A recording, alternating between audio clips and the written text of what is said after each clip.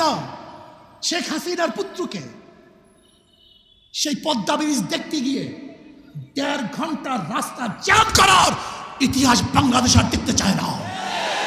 এখানে কোনো প্রাইম মিনিস্টারের জন্য, কোনো মন্ত্রীদের জন্য, বর্তমান উপদেষ্টা প্রধানের জন্য রাস্তা বন্ধ থাকবে, জনগণ কষ্ট করবে, এই বাংলাদেশ আমরা দেখতে চাই না। এরকম বাংলাদেশ আমরা চাই না।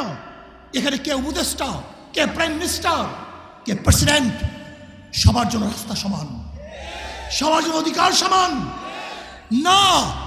আমরা দেখতে চাই না ওই বাংলাদেশ যেখানে একজন মন্ত্রী যাওয়ার সময় গোটা রাস্তা বন্ধ হয়ে যাবে আর গর্ভবতী মহিলারা গাড়ির মধ্যে বাচ্চা প্রসব করবে। এই বাংলাদেশ আমরা দেখতে চাই না। আমরা দেখতে চাই না এই বাংলাদেশ যেখানে একজন উপরস্থ কর্মকর্তা আসার কারণে ফেরি বন্ধ থাকবে আর সেই রোগী ওপারে ফেরির অভাবে ধুকে ধুকে মরবে। এই বাংলাদেশ আর দেখতে চাই না। আমরা দেখতে চাই না বাংলাদেশ বড় লোকরা বিদেশে গিয়ে চিকিৎসা নিবে আর আমাদের দেশের গরিবরা ধুকে ধুকে চিকিৎসার অভাবে মারা যাবে। সেই বাংলাদেশ দেখতে চাই না। আমি দেখতে চাই না সেই বাংলাদেশ কেউ থাকবে 10 তলায়, কেউ থাকবে নিচতলায় না, কেউ খাবে কেউ খাবে না, তা হবে না, তা হবে না। কেউ পড়বে কেউ পড়বে না, কেউ পরিধান করবে কেউ পরিধান করবে না, কেউ গোশ খাবে কেউ মাছ খাবে আর কেউ না খেয়ে থাকবে। সেই বাংলাদেশ আমরা দেখতে চাই না। খাবো সবাই একত্রিত হয়ে খাবো, শান্তি সুখ করবো সবাই একত্রিত হয়ে শান্তি সুখ করবো, দুঃখ কষ্ট থাকবো তো সবাই দুঃখ কষ্টে একসাথে থাকবো, আরামায়েশ করবো সবাই একই সাথে আরামায়েশ করবো। আমরা চাই বাংলাদেশের প্রত্যেকটা নাগরিক সমান অধিকার ভোগ করবে, তারা শান্তিতে বসবাস করবে। আজকে আমি জামায়াতকে বলবো আপনাদের জন্য সুবর্ণ সুযোগ চলে আসছে। আগামীকালই নির্বাচন হবে না, হক্কানি ওলামায়ে কেরামের সাথে আপনাদের যে মতনৈক্য আছে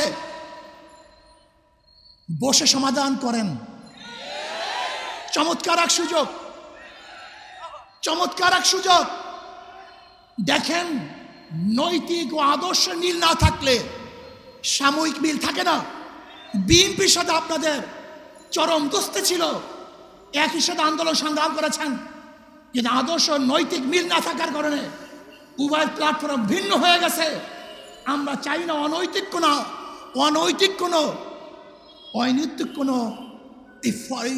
মানে লোক দেখানো কোনো ঐক্য আমরা চাই না।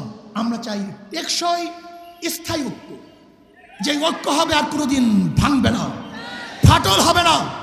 এর জন্য আমি জামায়াতকে বলবো, যদি আপনি মনে করেন আমাদেরকে কোনো রকমের বুঝিয়ে শুনিয়ে বর্তমান নির্বাচনের এই তরি পাড়ি দিবেন, এটা আমাদের দ্বারা সম্ভব না। আপনারা আসুন, বসুন, হক্কানি ওলামায়ে কেরামের সাথে যে মতনৈক্য আছে সেই মতনৈক্যগুলি মিটিয়ে আমরা এমন টেকসই এক ঐক্যবদ্ধ হব যে ঐক্যবদ্ধ কেউ ভাঙতে পারবে না, কেউ চুটতে পারবে না। ইনশাআল্লাহ আগামী রাষ্ট্র হবে ইসলামের রাষ্ট্র। আসুন আমরা সম্মিলিতভাবে ইসলামকে বাংলাদেশে প্রতিষ্ঠিত করার জন্য চেষ্টা করব। ইসলাম প্রতিষ্ঠিত হলেই সমস্ত জাতি, সমস্ত ধর্ম নিরাপদ থাকবে। এবং সলিমুল্লাহ, যে সলিমুল্লাহ নওয়াজ সলিমুল্লাহ ইউনিভার্সিটি প্রতিষ্ঠিত করেছে, সেই নওয়াজ সলিমুল্লাহর জন্মবার্ষিকী, মৃত্যুবার্ষিকী ইউনিভার্সিটি প্রতিষ্ঠিত হবে না, পালন হবে না, তাও আমরা চাই না। এখান থেকে বৈষম্য দূর করতে হবে।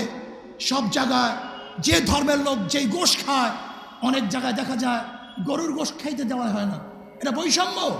যেখানে গরুর গোশ খেতে পারবে খেতে দেন, আপনি যা ইচ্ছা কাচ্চেমের গোশ খান, কোনো সমস্যা নেই, কিন্তু খবরদার কেউ কাউকে বাধা দেওয়ার কোনো অধিকার নেই। আমরা সম্মিলিতভাবে দেশটাকে গড়ব। আল্লাহ আমাকে এবং আমাদের সবাইকে সম্মিলিতভাবে দেশ গড়ার তৌফিক দান করেন। আসসালামু আলাইকুম ওয়া রাহমাতুল্লাহ।